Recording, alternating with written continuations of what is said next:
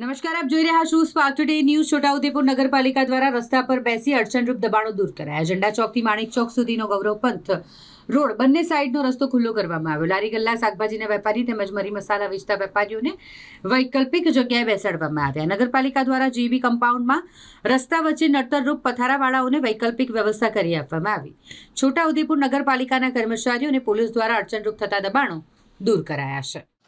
છોટાઉદેપુર નગરપાલિકા દ્વારા આજે ઝંડા ચોકથી લઈને માણેક ચોક સુધી જે ગૌરવપથની બંને બાજુ તેમજ કુસુમસાગર તળાવની પાળી ઉપર જે લારી ગલ્લાવાળા, શાકભાજીવાળા, મરી મસાલાવાળા બેસ્યા છે એમને વૈકલ્પિક જગ્યા આપવામાં આવી છે જીબી કેમ્પસમાં.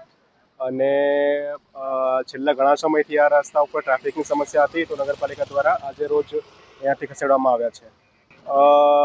જે જગ્યા ફાળવવામાં આવી છે એ જગ્યાએ નવું શાક માર્કેટ પ્રાયોજના કચેરી દ્વારા ભવિષ્યમાં બનાવવામાં આવનારું છે.